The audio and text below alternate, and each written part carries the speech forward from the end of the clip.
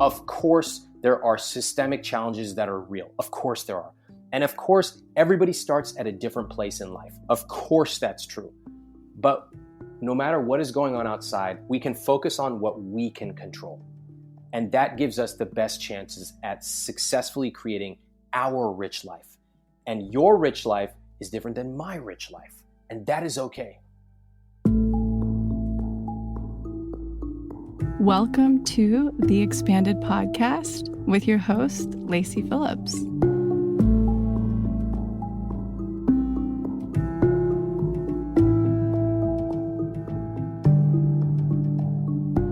As a leading manifestation advisor with a process that's, radically different from the old New Age model, mine is rooted in psychology, neuroscience, and my energetic gifts.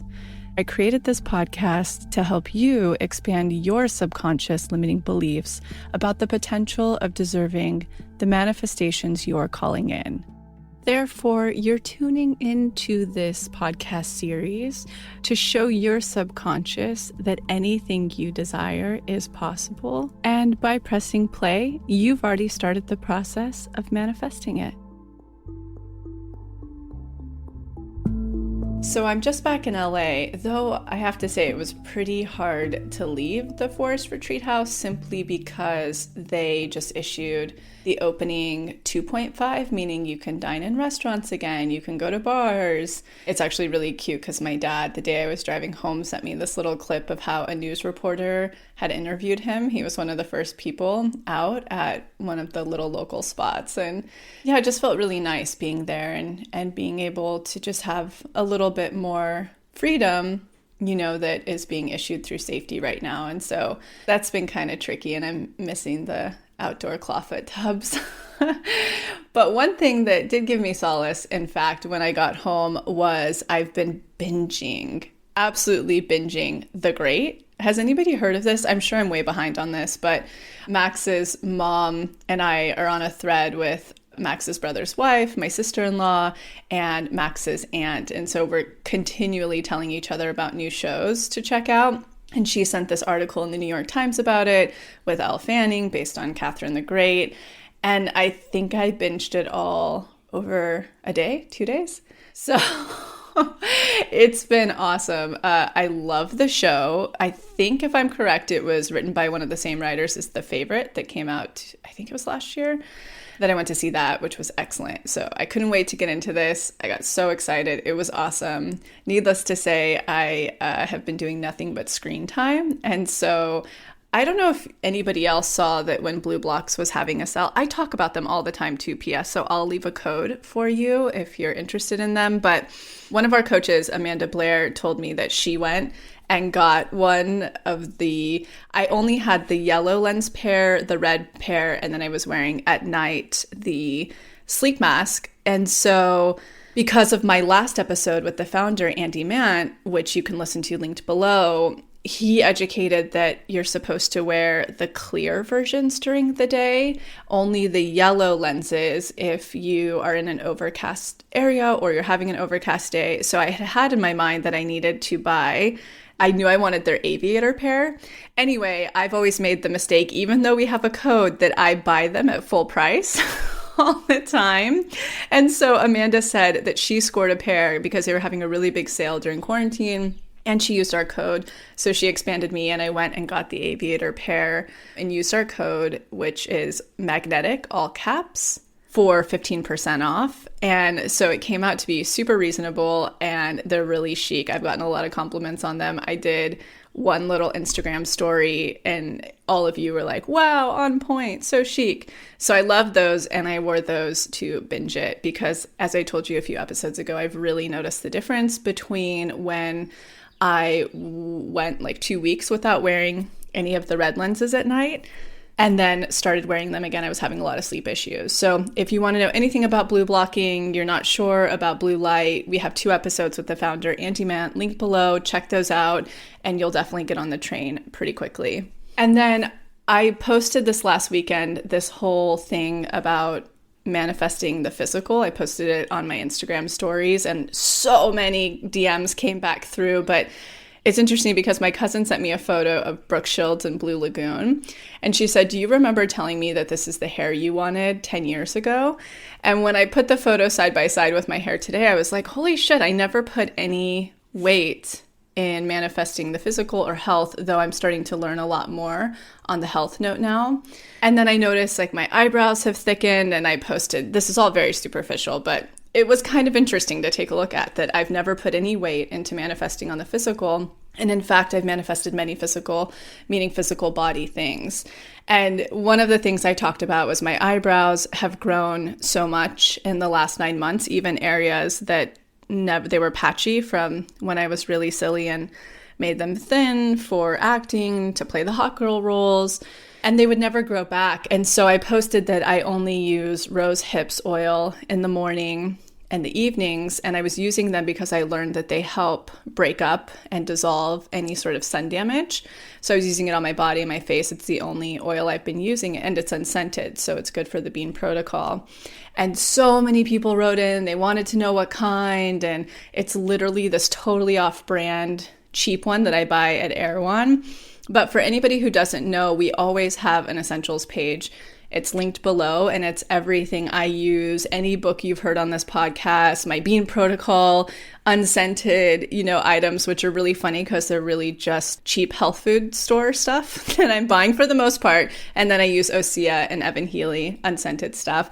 And I'm not incredibly strict on the unscented. The only way I determine is A, I look to see to make sure it doesn't have any essential oils in it, and B, that I don't smell really a big scent. And now that everything's pretty much healing, I've kind of laxed. Like I started using my rose geranium even Healy hydrosol spray again because it's just what moisturizes the best, but it's the only scent I put on my body right now. And so we'll see. Maybe that will have backlash effect that I have to stop again because my hormones are getting a little wacky. Although with everything I'm learning through Joe Dispenza and what I talked about, like in all of my teachings lately that I've been learning, I don't feel like that'll happen. So just wanted to let you know, for everybody who's been writing in and asking questions, you can always find anything I'm using down below in the link called The Essentials. I'm so excited to get into today's guest. You all know and have heard me talk about Ramit Sethi now for a year. I mean, I've talked about his book. I've mentioned it numerous times that I've taken every action step in his book for finances. And we actually had him on the podcast a month and a half ago during the pandemic because we really wanted to have somebody who could get on here right away and talk about what we can do and be proactive during this time if we need to start building, growing successful online businesses, how to be adaptive, what to do with our finances during this time. If you missed that, it's linked below. Today, we have him on for part 2, where we actually just explore finances in general. So we get into Ramit's money dial, which is a little bit like our money authentic code. We really talk about how to dream bigger and break through the glass ceilings we've set for ourselves in finances. And he uses really practical tips to start acting on them now. We touch on advice for working with financial advisors, which Ramit isn't the biggest fan of.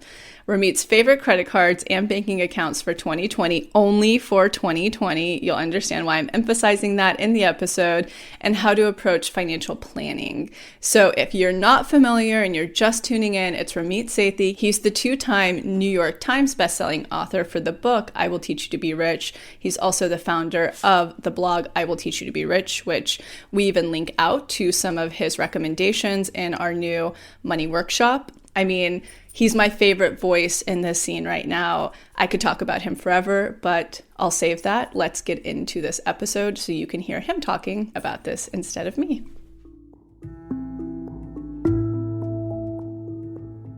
I want to talk about your mindset of what a rich life looks like for you, because that is one thing everybody can get clear on and envision right now, no matter what space you're in, what place you're in, how you're navigating these times, really determining what a rich life looks like for you. And you were the first person who set that apart from the save $5 a day at Starbucks to invest, and I think it's so important. Thank so you. Do you want to give an overview on that? Yeah, I would love to. And if you don't mind, I'd love to work with you on a little exercise together. Yes. Okay. And everybody listening, I want you to follow along. So let me ask you, what is something that you love spending money on? Not like, but Clothes. love. Okay, love. Yes. Easy. Okay. Okay. Tell me, tell me why, and if you're willing, tell me how much you spend on clothes. Absolutely. So why is very simple. Like I love to express myself. It's part of my creative expression. And I would say that my style is a little bit different than most people. So it's kind of the way that I'm able to express my energy in a material way, express who I am. So it's a form of like art and expression for me. And then pre this, I mean, I've always found a way to find the money to have style. So back in the day, it would be vintage. I would figure this out and manifest really cool deals on, the 501s that you couldn't find anywhere. And then as I started to make more money, now it doesn't come down to like this is my budget, or it's like I have to find a piece that matches the cut, the texture, the whatever of what I want, and then I won't usually spend over like 1,000 on it. That's kind of my cap. Now I'm obviously not shopping like crazy right now. I'm trying to support like you're saying, help the people around me before there's any type of that. But yeah, I'm pretty limitless if I find the right thing, the right piece. Okay, love it. So I want to point out that you did not miss one beat when I asked you, what do you love spending on? You instantaneously had the answer. I love that. And every one of us has something that we instantaneously know we love spending on. This is what I call a money dial. And I call it a money dial because you can turn that dial up, as we are about to do in just a second. But what is amazing about this is that the most common money dials, can you guess what they are? Ah, I think you said them in your book and I'm not Yeah, remembering. The they're most common food, food, eating travel. out. Yep, you're nailing it. Eating out is number Um one, travel, and health and wellness. yeah, oh So for sure. fitness classes, things like that. Now, I happen to share clothing. I love spending money on clothing. My wife is a personal stylist, so we have this love of design, etc. But mine is convenience. That's my primary one. I love my life to Mm. be convenient. I wake up in the morning, my calendar is perfect, my fridge is, that's my thing. So now I want to ask the second question. After everyone listening, you've thought of what is your money dial. Now I want to ask this question. What if you could quadruple your spending on that money dial? What would your life look like and what would it feel like? So tell me about yours. You know what's interesting is I think more than clothes, that's the first thing that comes, it's design. Because I like another thing that we'll get into is I love to collect homes and design them and then share them with my community. And I know I'm not answering your question directly, but I will in a minute. And I do have this one rule with myself. I'm like, if something's not making money in my life for me, it gets cut. So just to get back to like my personal circumstances, and we'll talk. I have this question on the roster of like, is buying a house that great of an investment? But for me, when it comes to clothes, when it comes to like buying homes and designing them, they always make me money. So the way that I go about that is I create my homes to be an investment rental property. So I share them as retreat spaces with my community when I'm not there. Or my clothes, once I'm done with them, I end up selling them because, again, now I've invested in pieces. So I sell them or I get affiliates, right? So, like when I'm talking about something and I really love it, there will be affiliates or sponsorships, not always, but if it's not making me money, it's not a focus. So I wonder if that is my primary thing, but it's design. And if it were like quadrupled, it would just be more luxurious, lavish, and beautiful. Look, and let me push on that. Luxurious means what? Are we talking about different fabrics? Are we talking about bigger? What are we talking about? We have this thing, authentic code, that we do in one of our workshops. It's like finding the four things, and we're about to do this with money, and that's probably exactly what we're doing right now in real time with your exercise. For me, it would be luxurious means that I can get whatever I want, how I want, when I want. It's free, total freedom. Love it. So Okay. there's no cap at a certain number. Love it. Okay, so let's break this down. So for everyone listening, you started off with your money dial, that thing you love to spend money on.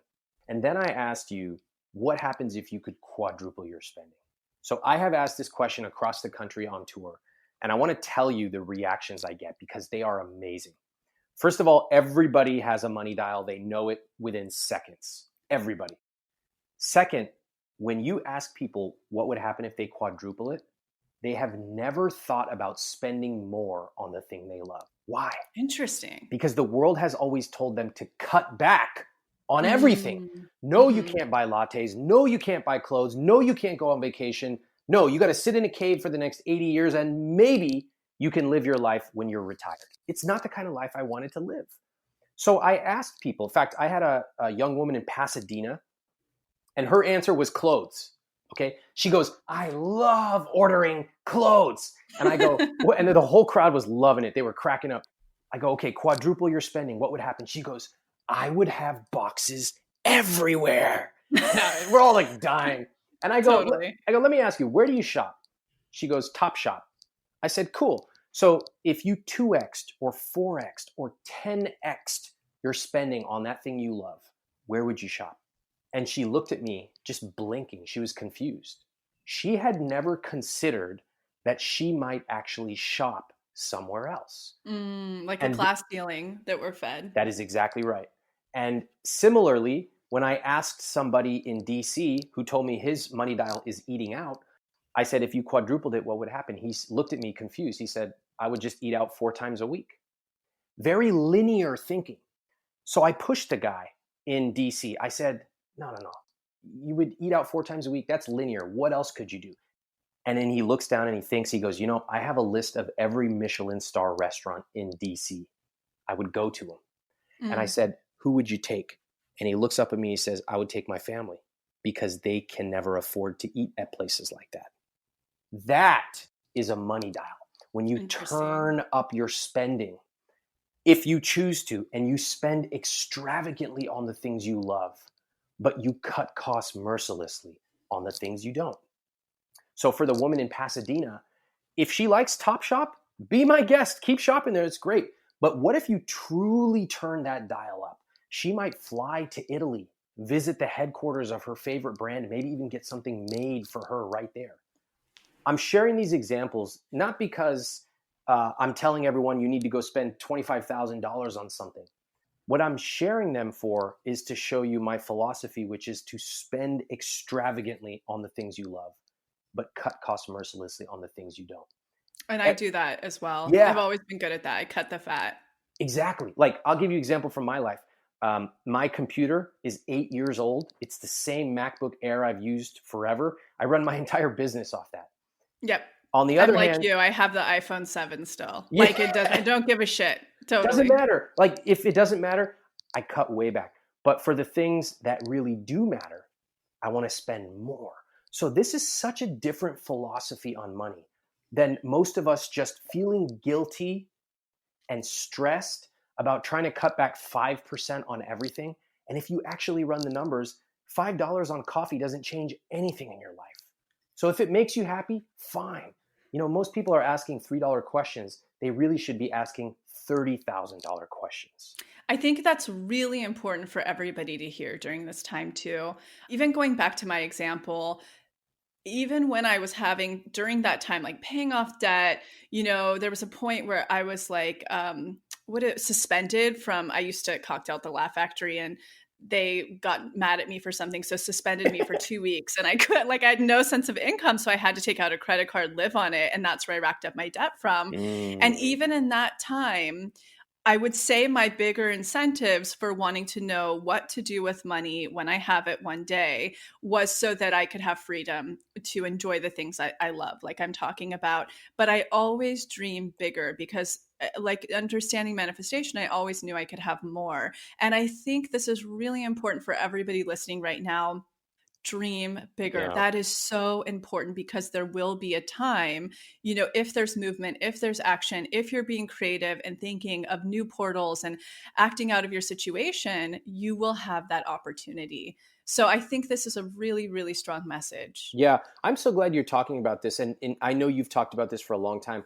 You and I think we speak different languages to our listeners and readers and students, but deep down, the message is very similar, like dreaming big. I'll give you an example from my own life. When I started my blog, I was frustrated because nobody would come to my free classes on money. And this was back when I was in college. And so I finally started a blog, and I didn't care about making any money off it. I just wanted to teach people what I knew. And so some of my friends were encouraging me to put Google AdSense on my blog. And I told them, look, unless I can cover my rent, I don't want to put ads on. And I look back now and I think to myself, that was my dream, to cover my rent. Wow. Like, that's as big as I dreamed.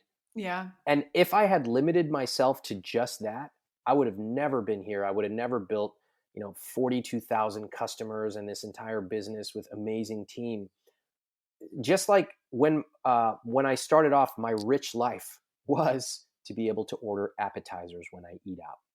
Because yeah, mine was to be able to get a massage every week and yes, eat out whenever I want. yes, That was mine. Isn't it funny? Totally. And you know what? I'm glad I had those dreams at the time, because that was meaningful to me. I never got to order appetizers when I was a kid. So as an adult, to be able to pay $10 and order an appetizer without worrying was amazing.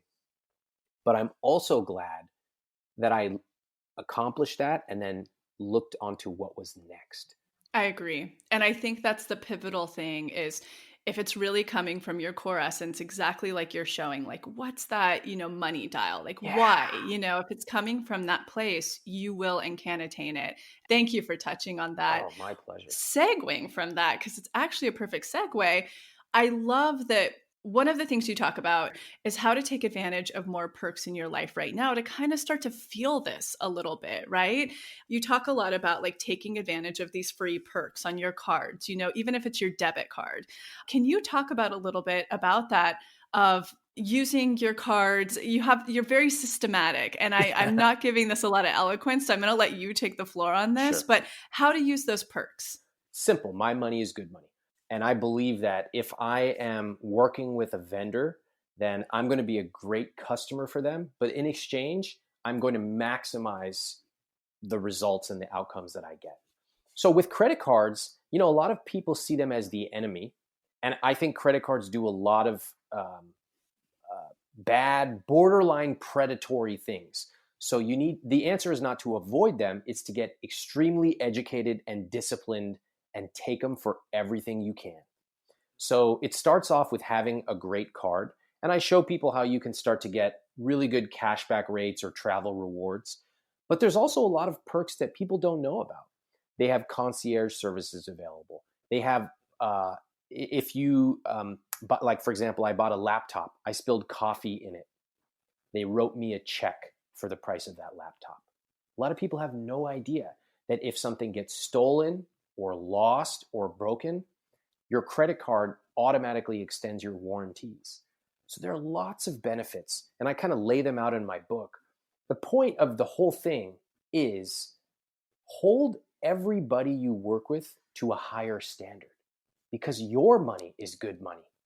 So if you are working with a bank account and you're frustrated with them, guess what? Your money's good money. Move. If you find out that you've been paying a financial advisor 1%, which is outrageous. Or 2%, like most.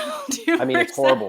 Can I just tell people this, just aside, because it drives me absolutely insane.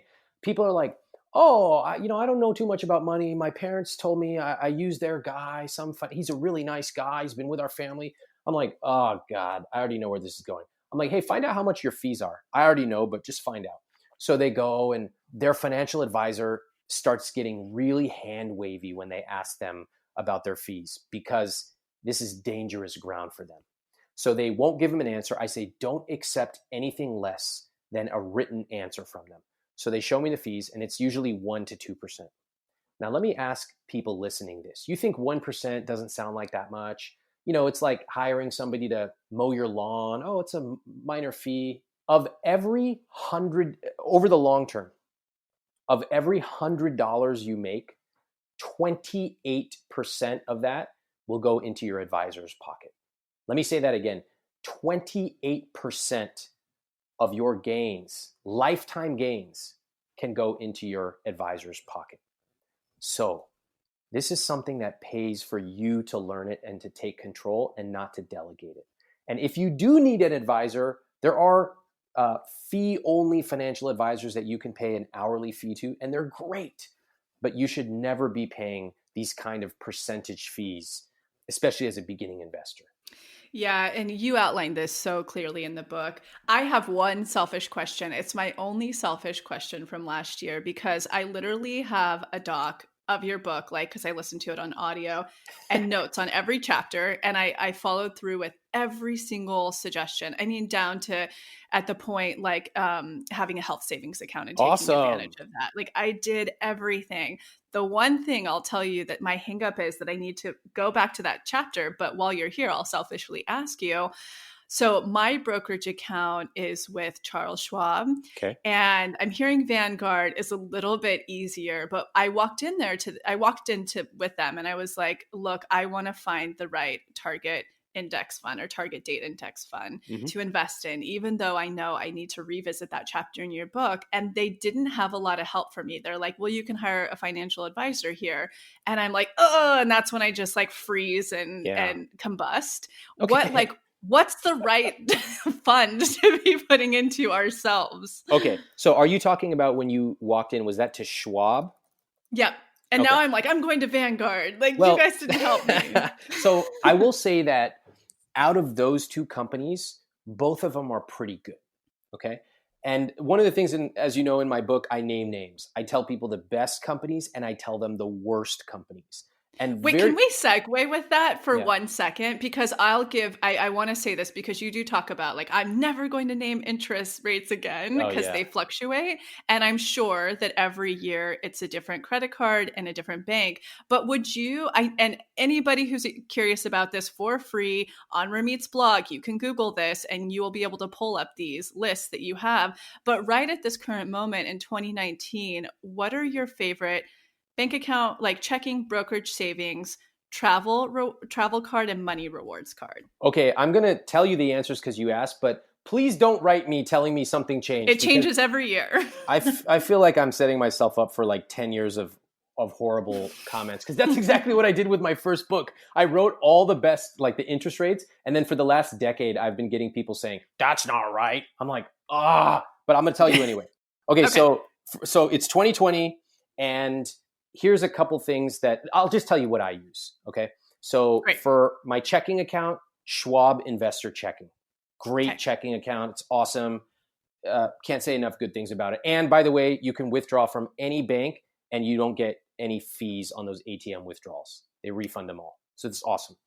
For my savings account, there are lots of great savings accounts that are high yield. There's Ally, there's Capital One 360, there's Marcus by Goldman Sachs. So there's several of them. They're all pretty good. I like being able to create sub savings accounts so I can save for targeted things like a vacation or a down payment wedding. Yeah. Yep. Okay. Credit cards. I have a whole list of them on my site. I like Chase Sapphire Reserve for travel.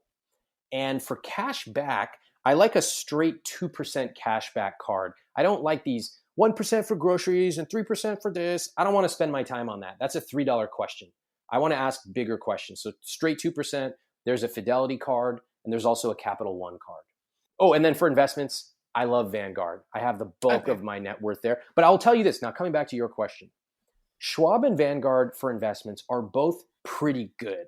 I happen to like Vanguard because their entire company is built around lower fees. And in investing, fees really matter. Like in life, when you're buying clothes, cost matters, but there are other things that matter. The brand, the fabric, all that stuff. In investing, fees are one of the most important things you can focus on. So, Schwab actually has good target funds. You can just search for Schwab target funds, and there will be a website that will show you all their options, and you can kind of do it right online. So it's pretty straightforward. If you need help, just let me know. I'll help you out. Vanguard, Vanguard can I'm also... I'm going to do this though. Like a listener, I'm going to be independent and Google that and figure it out because that's the only way you become empowered in this shit. I love that. Thank you. And then you can also go and look at Vanguard as well. Vanguard has a similar easy website. You type in your age, you type in when you expect to, quote, retire, and then it will tell you the correct fund that they recommend for you. And that's it. You just set up automatic money to go in there every month, and that is it. You're done. Love that.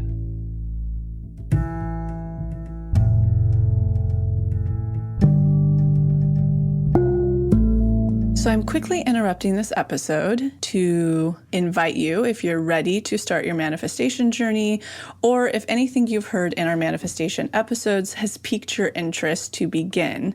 We have a la carte workshops in everything from the basics bundle, which is what we recommend to everyone who starts. It's the formula that actually teaches you how to manifest, unblocked inner child, and unblocked shadow. We also have a la carte workshops on love and money. But the real gem is the Pathway membership because it encompasses every single workshop we have. It's a year-long membership with full access to the few a la carte offerings we have and exclusive workshops not available anywhere else, such as the daily practice, which is what everybody in the Pathway uses, hopefully at least 3 times a week to daily, in order to truly create the new neural pathways that one needs in order to manifest, and houses the library of our deep imaginings, which is our unique hypnosis process that allows you to get into your subconscious and overwrite those old neural pathways, creating the new ones.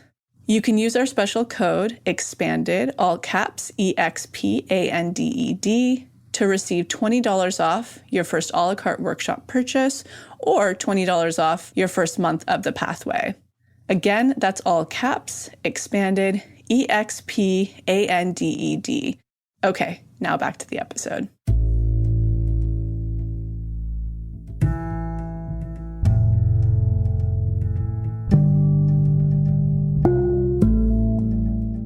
There was a point where I was like, okay, I've followed all of Ramit's steps, like zero debt, which I swore to never have again after I dealt with it initially. Like I cut the fat, I live within my means, all that. I have my savings, which is always in a high yielding, like you're saying, have the emergency. And then I began to do the investing portion.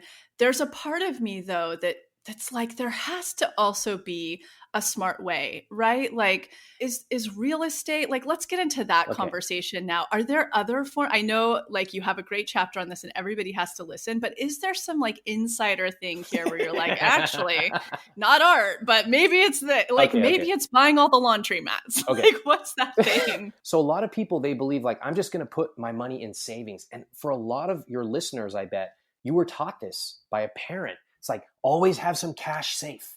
And yes, you should. But what a lot of the middle class is not taught is that saving is not really going to generate wealth.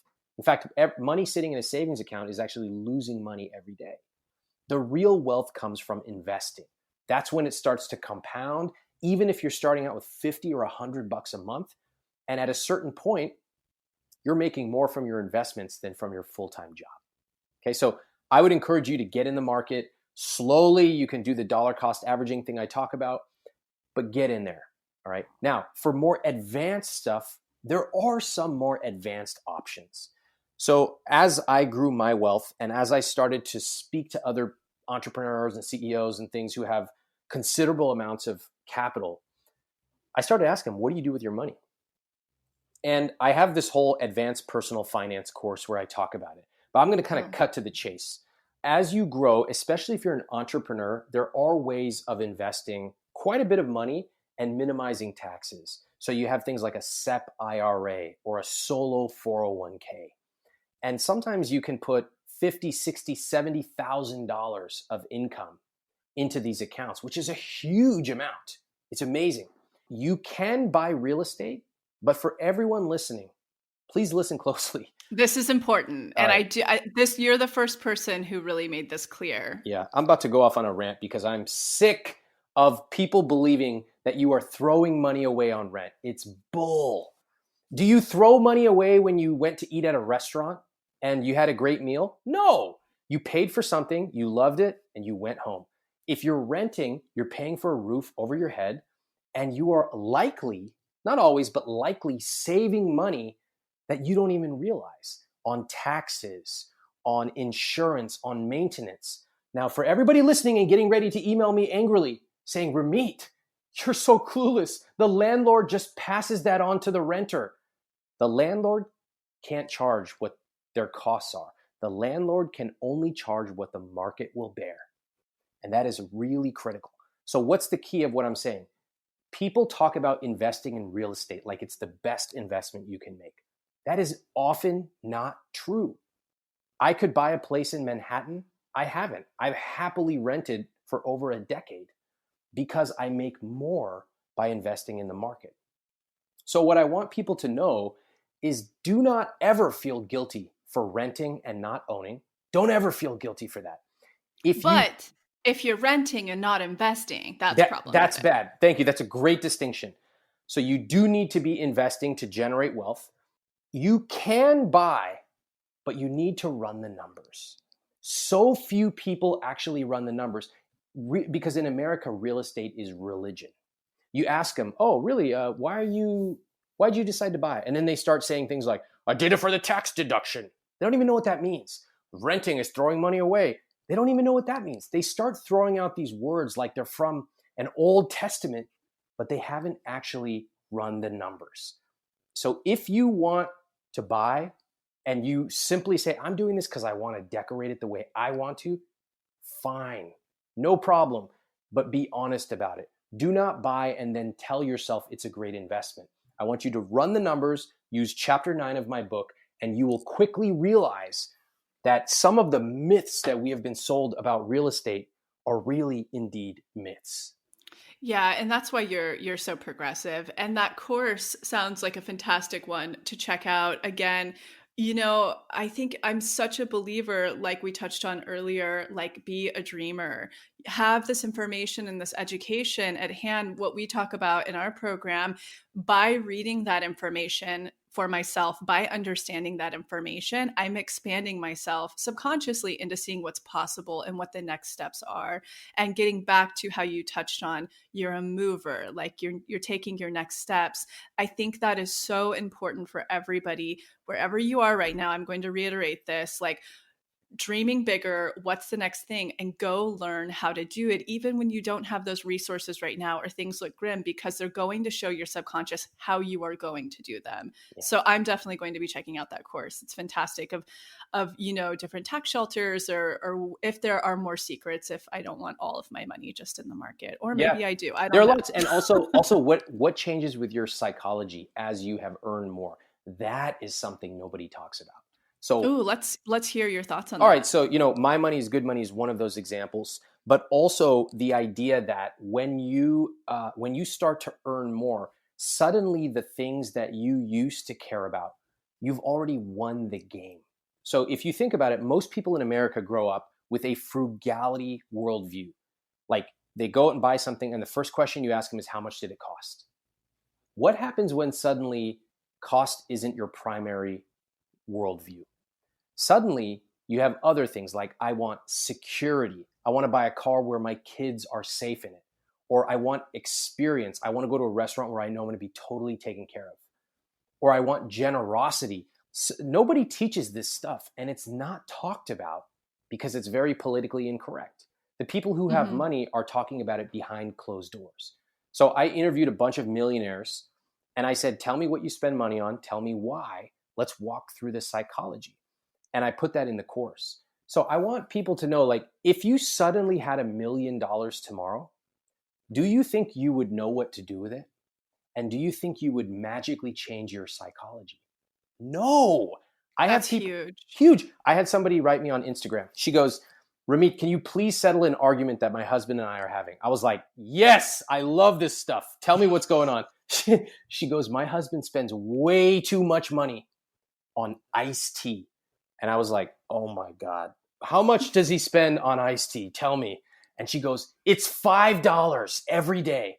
And I'm like, oh, wow, $5. And out of curiosity, what's your household income? And then she gets really quiet. And she finally she says, I'm not comfortable telling you. I said, just give me the range. Guess what her household income was? $600,000. Stop it. Yes. They live in Manhattan. Yes. So guess what's going on? It's easy for us to laugh. Ha, ha, ha. But anybody who made $1 million tomorrow would do exactly the same thing. You would still be counting, should I get the prepackaged lettuce? because your psychology doesn't magically change as you start to earn more. That's what you do so well, is you show people how to start changing the way you think before you have the need to. So I agree. so Yeah, we, we have to be the architects of our yes. brain. We have to be. And I think, yeah, again, like I had a millionaire mindset when I was my poorest in my life. Yes. And that's So what I think people listening are hearing, which is, of course, there are systemic challenges that are real. Of course, there are. And of course, everybody starts at a different place in life. Of course, that's true. But no matter what is going on outside, I believe we can focus on what we can control. And that gives us the best chances at successfully creating our rich life. And your rich life is different than my rich life. And that is everybody's. okay. Everybody's is different. So, one last thing I just want to say is for people thinking about creating their income, we have a program called Earnable. We show you how to find an idea and how to develop it and turn it into a business. Whatever the case is, I want people to start thinking about growing, not just playing defense.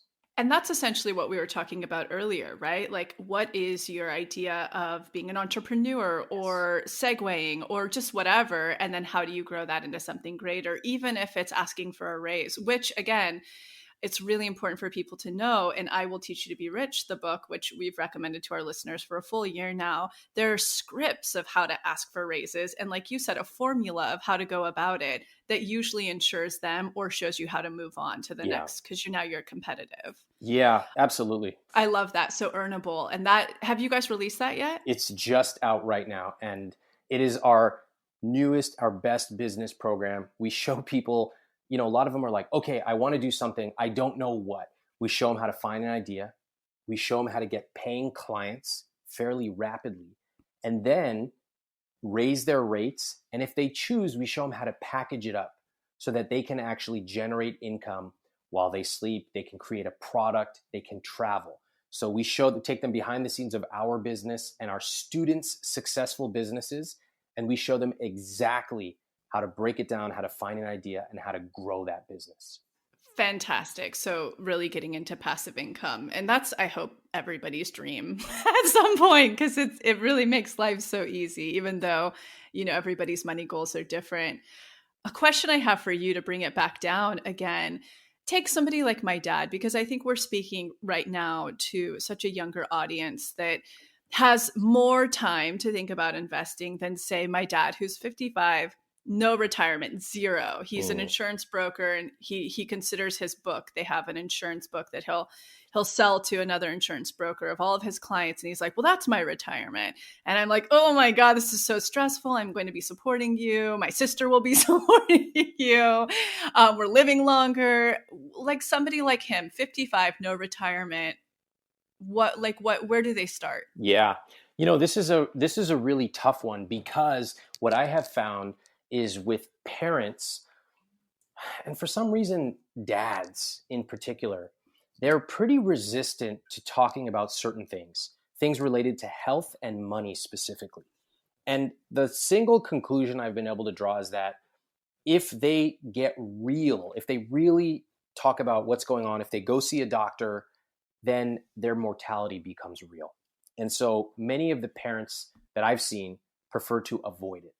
And I would say that is a huge mistake. So your dad's got this book, and I hope that he can sell for a great price, but he has no idea what people are paying right now and what will happen in the next 2, 5, 10 years.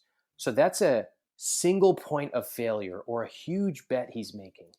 And, also people kind of overvalue how much people will pay them for their business. So what I would say is the first thing to do is to talk to your dad or anybody who's listening, your mom or dad, and say, "You know what? I read this book, I Will Teach You to Be Rich. I've been thinking about my money. I really want to talk to you about your money as well. And I know this might be an uncomfortable conversation, but I just want to start off by asking, how did you grow up with money?" And listen. And I have this entire script in chapter 9 of the book. most times what people do is they go and they just kind of unload. They're like, I'm really worried and I don't know what's going to happen and it's making me anxious and I don't want to have to put all this money aside for you because I need to live for my own family. And everyone just gets overwhelmed and gets angry. This approach is much slower. It takes more time, but it's more effective. And so you ask them, how'd you grow up with money? How do you think about your money? If you look back at yourself in your 20s, what would you tell yourself back then? Now they're opening up, they're getting comfortable, you're listening, you're having a conversation. The best advice at this point is to say, you know what, this is awesome. Let's keep talking about this. And then stop there, pick it up another week. You don't have to have the entire conversation at once. But eventually, where you want to work your way towards is to seeing them create a plan. Candidly, it's really difficult for kids to help their parents because there's a power dynamic there. But if you can open their eyes to say, you know what, let's go see somebody else, suddenly a trusted third party like a fee-only advisor can actually make sense at this point. You pay them $1,000 or so. Actually, I shouldn't even say how much you pay. It depends on where you are. But you're paying them an hourly rate. They're going to go through your financials. They're going to tell you, okay, this is how much you currently have to live on if you were to retire today or 5 years or 10 years. And suddenly your parents are going to get clarity on what their plan is. And again, the whole point of today of what we're talking about is anxiety goes down when you build a plan. So that is how I would approach that. And last but not least, this is kind of philosophical. Where do you see finance going? Like investing everything with AI becoming so strong, obviously it's going to end up taking a lot of jobs in the future. Where do you see like the internet using robo this, or you just in general, what are the trends you predict? You know, what should people have precipice to now? You know, I think that it's very difficult for people's consumer behavior to change overnight. It's very, very difficult. In the last few years, there have been some of these robo-advisors that have made investing easier for people. And they're kind of beautiful and they work well. So that's great for getting a younger audience to start investing. That's the positive. I think, unfortunately, most people are still focused on $3 questions. And if anything, they read the headlines that treat them like they're dumb, and they read, you know, I need to cut back on lattes, and I shouldn't order a Diet Pepsi, when in reality that has very little impact on their overall finances. So I believe that there will be an increasing distinction between the people who invest and live successful lives, because they will be finding sources of information that treat them like adults. They will say, no, you do need to start investing. Yes, even if on $50 a month. And these are happening now, not through major media, but through podcasts like this, through sites like I Will Teach You to Be Rich and books, and places that are not necessarily mainstream. So my dream is that some of these awesome sources of information go more mainstream. But for now, you have the people who have found the right places to get their information, and they are becoming more successful. They're automating their investments. They're building businesses. They're thinking about the future.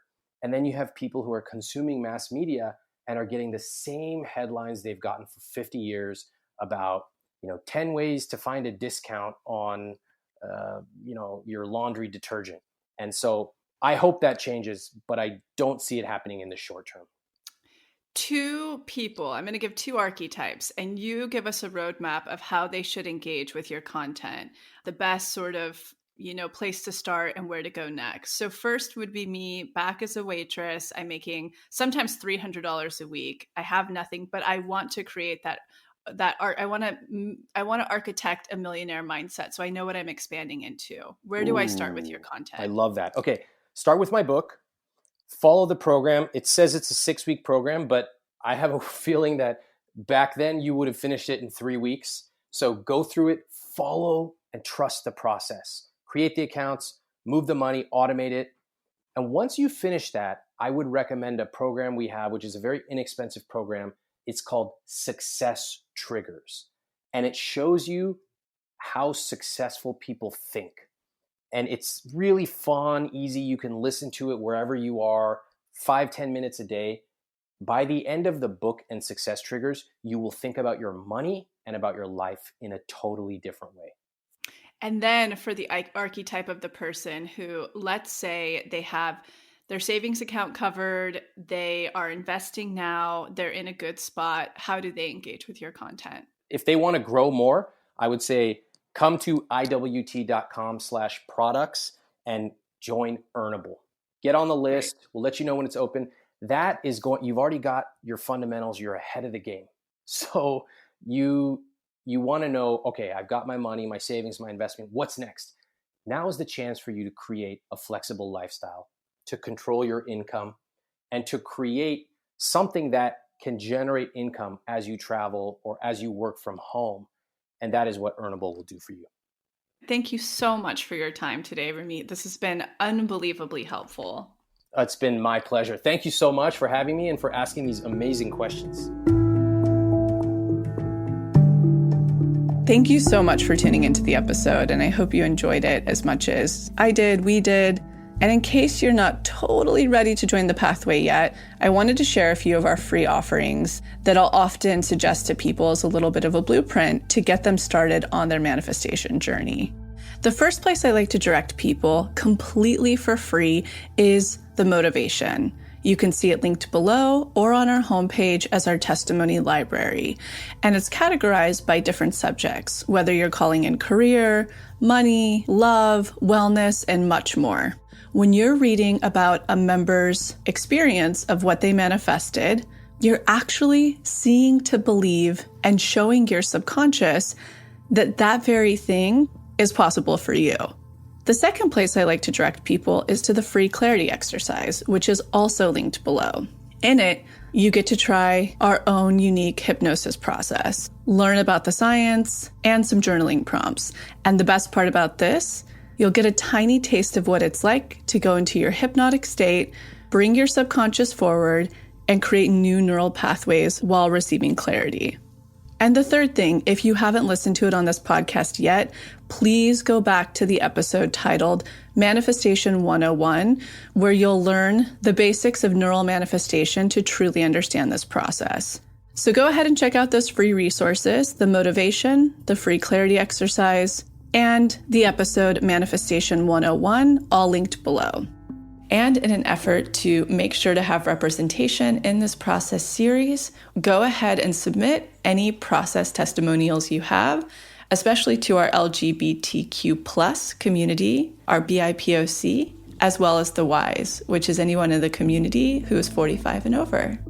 All right, we'll be back next week.